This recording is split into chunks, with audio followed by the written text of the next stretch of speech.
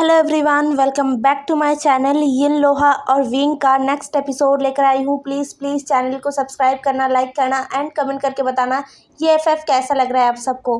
तो पिछले एपिसोड में हमने देखा था कैसे अंकल कुरैन ने विंग और वांग जी को पनिश किया था, कैसे उन्हें सज़ा दिया था। अब हम आगे देखते हैं। सुबह सुबह विंग और वांग जी दोनों ही क्लास में चले गए थे क्लास अटेंड करने के लिए। शिवे भी आया था और बाकी लोग भी सारे क्लास में आए थे। विंग, जिसके घुटनों पर अभी भी बहुत ज़्यादा दर्द था, लेकिन फिर भी वो तो विंग है, वो हमेशा मस्ती मजाक में ही रहता है। तो वो बैठकर निये हुए सांग के साथ और जो बाकी जो लोग हैं ना उनके साथ बातें कर रहा था और हंसी मजाक कर रहा था।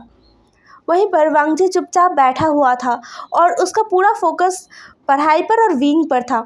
वो विंग को भी पूरी तरीके से देख रहा था और पढ़ाई भी, मतलब अपनी बुक्स को भी वो देख रहा था। तभी टीचर्स आए, एक एक करके 2 टीचर्स आए और उन्होंने अपने अपने क्लासेस ले लिए। फिर एक ब्रेक टाइम था, वहाँ पर शिवे विंग के पास आया बात करने के लिए, लेकिन विंग ने इग्नोर किया। विंग अब शिवे से बात नहीं करना चाहता है, क्योंकि उसे फील हुआ कि शिवे से बात करना सही नहीं होगा। कल जो हुआ उसके बाद तो बिल्कुल भी नहीं। दिल ही दिल में विंग नहीं चाहता था कि शिवे विंग के पास आए और वांग जी विंग से दूर चला जाए। वांग जी को विंग गुस्सा दिलाना नहीं चाहता था, इसलिए वो शिवे को इग्नोर कर रहा था। जो शिवे समझ पाता है और उसे बहुत गुस्सा आता है। लान वांग जी पर उसे बहुत गुस्सा आता है, लेकिन बात यहीं पर ख़त्म नहीं हो जाता, बात तो यहीं से शुरू होता है। अब ये चीज़ें ना होने लग गया था, मतलब बार बार एक से बढ़कर एक चीज़ें हो रहा था विंग और वांग जी के साथ। जैसे कि दिन बीत रहे थे और विंग और वांग जी क्लोज तो आ रहे थे, लेकिन मुश्किलें बहुत ज़्यादा बढ़ रहा था। जैसे कि अब हर दिन किसी न किसी बहाने से वांग जी देख रहा था कि अंकल विंग को सज़ा दे रहे हैं।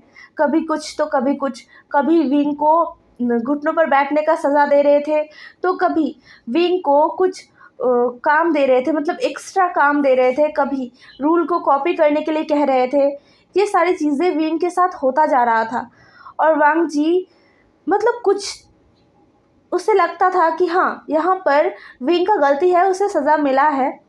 बट कुछ चीज़ों में वांग जी गुस्सा हो जाता था अपने अंकल पर कि यहाँ पर तो विंग का कोई भी गलती नहीं है, तो फिर अंकल ने क्यों सज़ा दिया है, ये वांग जी को समझ नहीं आ रहा था। लेकिन लैन शिचैन को अच्छे से समझ आ रहा था कि यहाँ पर चल क्या रहा है। अंकल वांग जी और विंग को एक साथ नहीं देख पा रहे थे, इसलिए ही वो विंग को ऐसे सज़ा दे रहे थे। अंकल पर लैन शिचैन कुछ कह भी नहीं पा रहे थे और ना ही वो इन सारी चीज़ों को ऐसे चुपचाप देख पा रहे थे। इसलिए वो जब अंकल नहीं होते थे ना, तो वो विंग को सज़ा से मुक्त कर देते थे। वो कहते थे कि विंग को ये करने की ज़रूरत नहीं है, या फिर वो विंग को रिहा कर देते थे। ऐसे ही चल रहा था, दिन बीत रहे थे। लैन क्लैन में वांग जी और विंग का अच्छे से ही सब जा रहा था, लेकिन वो अंकल का है और अभी तो शिवे भी है। तो विंग और वांग जी का दिन मस्ती से ही गुजर रहा था, लेकिन थोड़ा सा परेशानी अंकल और शिवे ये दोनों क्रिएट कर रहे थे, ये दोनों कर रहे थे। और विंग, उस बेचारे को तो पता ही नहीं चल रहा था कि यहाँ पर इतना सब कुछ हो रहा है। लेकिन विंग इतना ज़रूर बता सकता था कि उसके दिल में वांग जी के लिए जो वो दोस्ती वाला फीलिंग है ना, वो बदल रहा था। वो वांग जी को अब सिर्फ अपना दोस्त नहीं मानता था, दोस्त से भी ज़्यादा मानने लगा था, जो विंग के लिए बहुत ही ज़्यादा खुशी का एक बात था।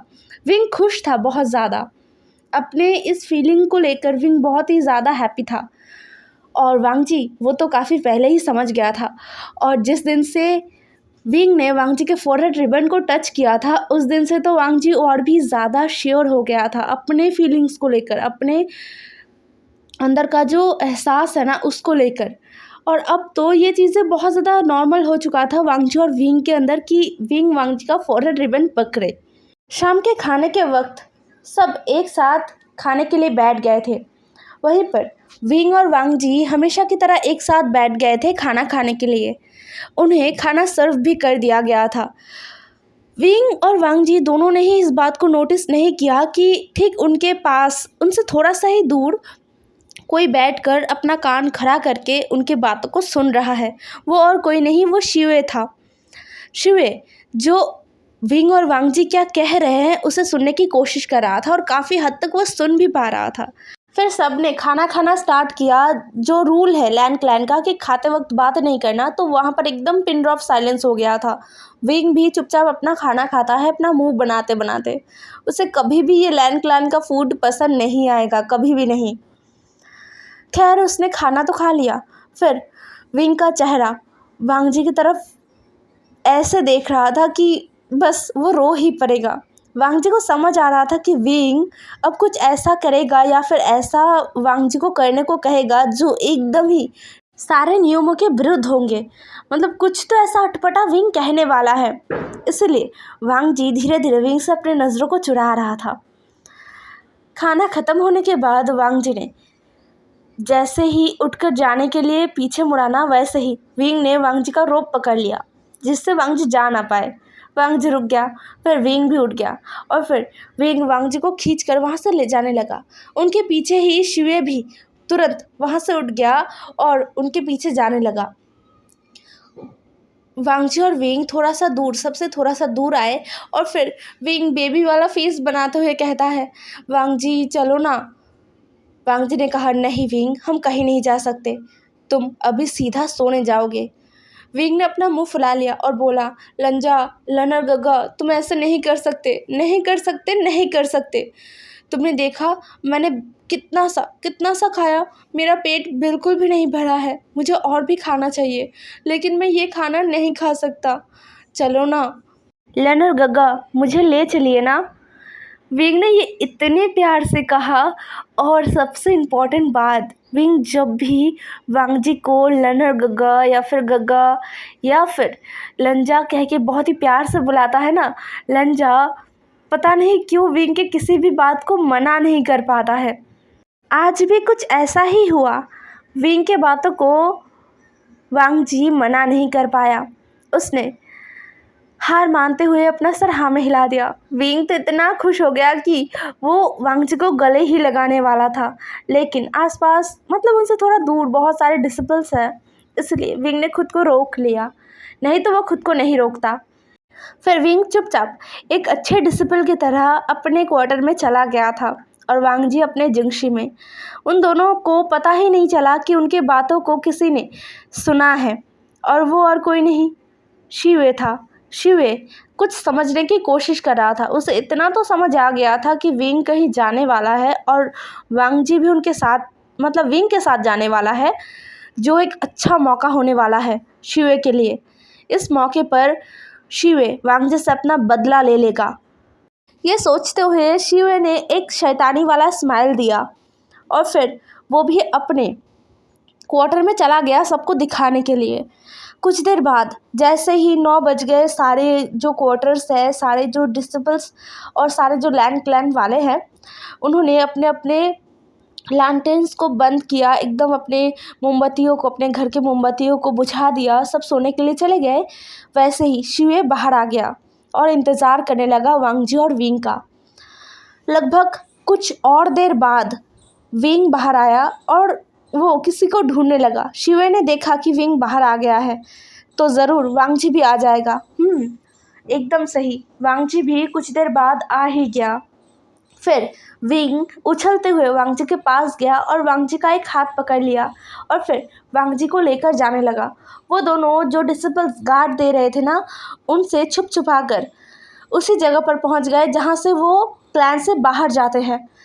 शिवे ने भी गार्ड से छुप छुपा कर उसी जगह पर पहुंच गया और फिर देखा कि वांग जी और विंग क्लैन से बाहर गए हैं, जिसे देखकर शिवे के चेहरे का जो रौनक है वो कई गुना बढ़ गया था। शिवे इससे आगे उनको फॉलो नहीं करता है, वो वहीं पर कुछ देर रहता है और फिर धीरे से अपने आप को घुमा लेता है और जाता है लैंड कुरैन के क्वार्टर की तरफ।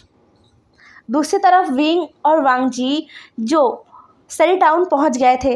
सरी टाउन जाने के बाद विंग का खुशी कौन ही देखे। मतलब विंग इतना खुश हो जाता है हर बार सरी टाउन आने के बाद कि उसके चेहरे का रौनक ही बता देता है। आज भी विंग बहुत ज़्यादा खुश हो गया है। वो हर एक स्टॉल पर जा रहा था और कुछ कुछ खरीद रहा था। साथ में साथ में तांगहुलू खाना, मून केक खाना और फिर मीठे बंस खाना, ये सब कुछ तो है ही। विंग जो उछल रहा था, कूद रहा था, उसे देखकर ही वांग जी को बहुत ज़्यादा खुशी महसूस हो रहा था। वांग जी का दिल हमेशा ही विंग को इतना खुश देखना चाहता है, और जब भी विंग इस तरीके से खुश होता है ना, उसका दिल अपने आप ही इतना खुश हो जाता है कि क्या ही कहना। शायद विंग से भी कई गुना ज़्यादा वांग जी का दिल खुश हो जाया करता है, लेकिन वांग जी उसे एक्सप्रेस नहीं कर पाता है, उसे समझा नहीं पाता है। हर बार की तरह विंग हर जो चीज़ ले रहा था अपने हाथों में, घुमा फिरा कर देख रहा था, उन चीज़ों को वांग जी परचेज़ कर रहा था, उन चीज़ों को वांग जी ले रहा था। और विंग वो तो मस्त घूम रहा था। फिर विंग के सबसे फेवरेट जगह पर वांग जी और विंग गए, जहाँ पर जाके वांग जी ने विंग जो जो खाना पसंद करता है ना, वो सब कुछ मंगवा लिया। विंग जो सबसे स्पाइसी नूडल्स यहाँ में जो मिलता है ना, उसे पसंद करता है, तो उसे ऑर्डर किया गया था।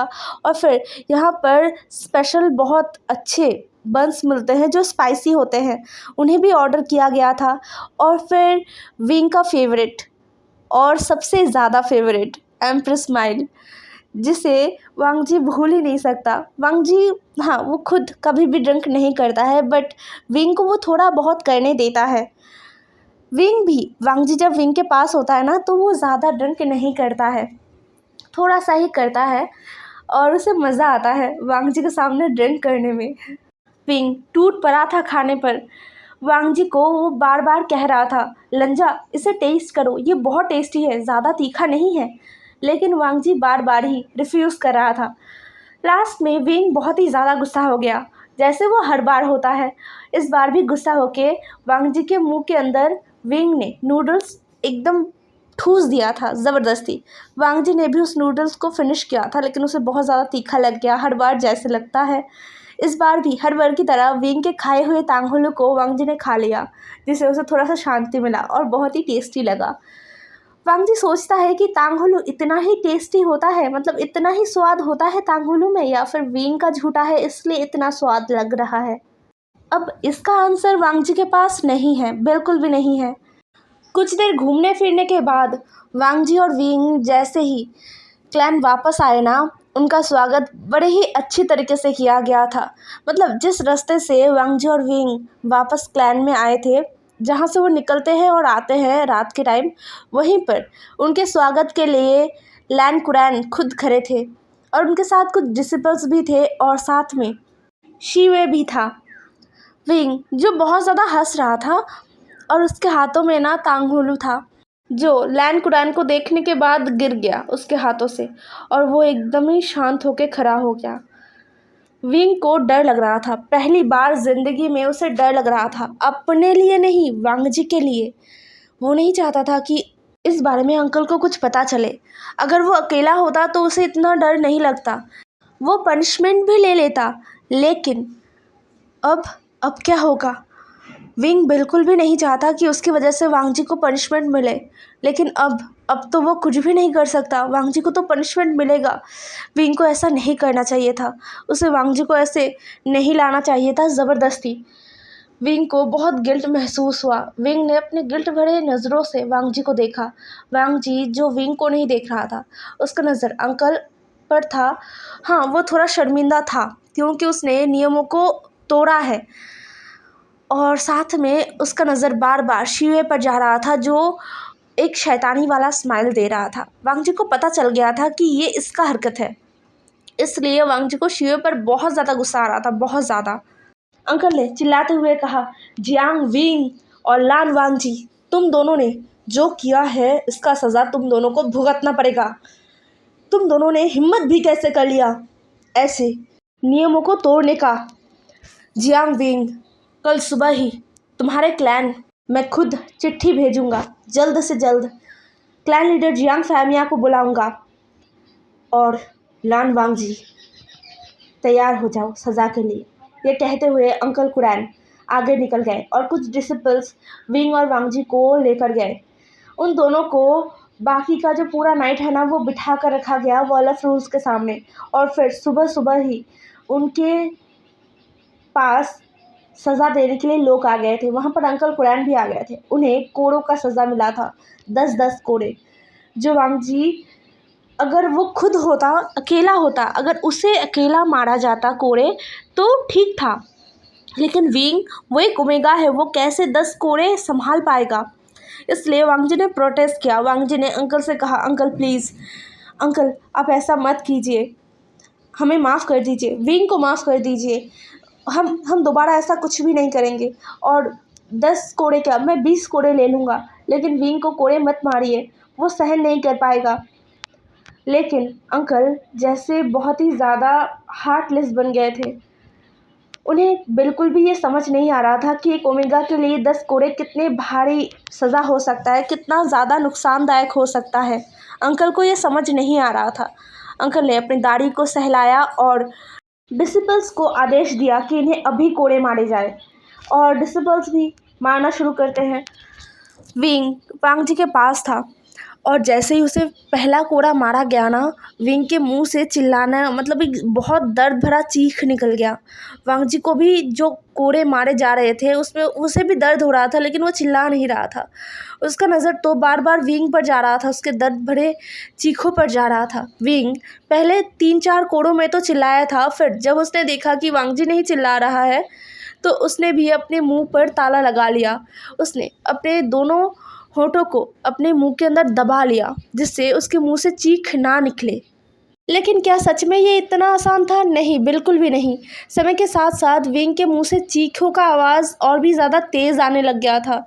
विंग जो पहले तो कोशिश कर रहा था जिससे उसके मुंह से आवाज़ ना निकले, उसने अपने दांतों के नीचे होठों को दबा कर रखा था, जिसकी वजह से उसके होठ कट भी गए थे, खून भी रस रहा था वहाँ से।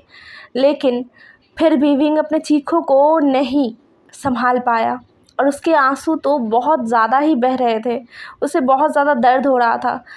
उसके ज़िंदगी में पहली बार वो कुछ ऐसा सह रहा था।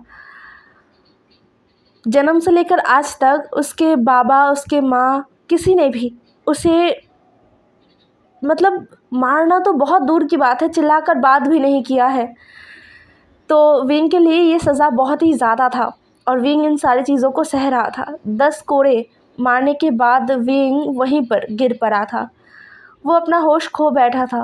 वांग जी जो अभी भी एकटक विंग को देखे जा रहा था, उसके मुंह से एक भी शब्द नहीं निकले थे। जो 10 कोड़े उसे पड़े थे ना, उसका एक भी शब्द, एक भी दर्द भरा चीख उसके मुंह से नहीं निकला था। उसकी आंखों में आंसू थे, वो भी तब गिरे जब वांग जी ने देखा कि विंग होश खो बैठा है। तभी उसके आंखों से आंसू गिरे। उसने अपने मुट्ठियों को कस लिया था। वहाँ पर लैन शिचान नहीं थे। असलियत में वो 2 दिनों के लिए पास के क्लैन में गए थे, तो वो सुबह सुबह जैसे ही लौटे ना, उन्हें पता चला और वो दौड़ के आए।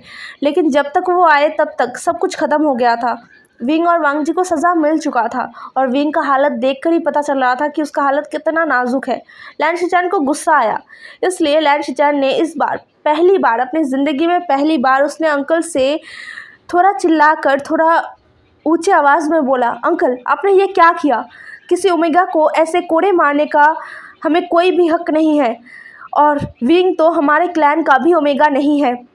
उसने रूल अगर तोड़ा है तो इसका अलग सज़ा भी हो सकता था। आपने क्लैन लीडर जियांग को भी बुलाया है, जितना मुझे पता चला है। तो आप विंग को उसके क्लैन जियांग क्लैन भेज देते, या फिर विंग को रूल्स लिखने का सज़ा देते, या फिर घुटनों पर बैठे रहने का, ऐसे कोड़े मारने का। ये कैसा सज़ा हुआ एक ओमेगा के लिए, जबकि ये सज़ा तो हमारे क्लैन की बुक में भी या फिर हमारे वॉल ऑफ रूल्स में भी नहीं लिखा हुआ है ओमेगास के लिए। तो फिर आपने किसी ओमेगा को ऐसा सज़ा कैसे दे दिया? अंकल जिन्हें भी पता है कि ये सज़ा ओमेगा के लिए नहीं था, लेकिन वो क्या करे, उन्हें बहुत गुस्सा आ रहा था। उनका सबसे प्यारा नेफ्यू किसी ओमेगा के लिए, किसी ऐसे ओमेगा के लिए जिसके लिए नियम कोई मैटर ही नहीं करता, नियम कुछ भी नहीं है उसकी ज़िंदगी के लिए, एक बहुत ही बदमाश, बहुत ही मतलब क्या कहे, अंकल के नज़रों में विंग बहुत ही बदमाश, बहुत ही शैतान ओमेगा है। जैसे एक ओमेगा वो होना चाहिए, विंग वैसा बिल्कुल भी नहीं है। ऐसे ओमेगा के लिए वांग जी सारे रूल्स को तोड़ रहा है। वांग जी अंकल से भी झूठ बोल रहा है। ये सब कुछ अंकल कुरैन के लिए मानना बहुत मुश्किल हो रहा था। शायद इसी वजह से गुस्से में उन्होंने ये सज़ा विंग को दे दिया। उन्हें भी अब रियलाइज़ हो रहा था कि उन्होंने ये क्या कर दिया। वो क्लैन लीडर जियांग को क्या कहेंगे। वांग जी जो विंग को उठाना चाहता था, लेकिन उसे भी कोड़े बड़े हैं इसलिए वो विंग को उठा नहीं पा रहा था। लैंड चैन तुरंत गए और विंग को अपनी बाहों में उठा लिया और कहा, वांग जी मेरे पीछे आओ। ये कहते हुए लैंड चैन बिना अंकल की तरफ देखे और बिना कुछ कहे वहाँ से विंग को लेकर मेडिकल रूम की तरफ चले गए थे और फिर विंग को हीलर चेक करने लगे थे। हाँ, एक ओमेगा के लिए 10 कोड़े बहुत ज़्यादा होते हैं, बहुत ज़्यादा। विंग के लिए भी बहुत ज़्यादा था और विंग को इन सारी चीज़ों का आदत भी नहीं था, इसलिए उसका बॉडी इन चीज़ों को ना ले नहीं पा रहा था। बहुत ज़्यादा ही वीक हो गया था और कोड़े जहाँ पर मारे गए थे ना वहाँ पर से ब्लड भी निकल रहा था। तो जो हीलर है ना वो अच्छे से पट्टी कर देते हैं और फिर दवाई भी देते हैं, लेकिन विंग को अभी भी होश नहीं आया था। वांग जी विंग के पास बैठा था, विंग के हाथों को पकड़ के। उसे बहुत गुस्सा आ रहा था, बहुत ज़्यादा। उसे अपने आप पर गुस्सा आ रहा था कि उसने विंग को क्यों नहीं प्रोटेक्ट किया। उसे अंकल को और भी ज़्यादा समझाना चाहिए था और भी ज़ोर देकर कहना चाहिए था कि विंग का सज़ा भी वो खुद लेना चाहता है। उसने ऐसा क्यों नहीं किया। उसे विंग को प्रोटेक्ट करना था, लेकिन वो फेल हो गया। कैसे। वांग जी बहुत ही ज़्यादा अपसेट हो गया, बहुत ही ज़्यादा। हे एवरीवन, आज का एपिसोड यहीं पर ख़त्म होता है। नेक्स्ट एपिसोड में मिलते हैं। ज़रूर बताना आज का एपिसोड कैसा लगा। Bye bye.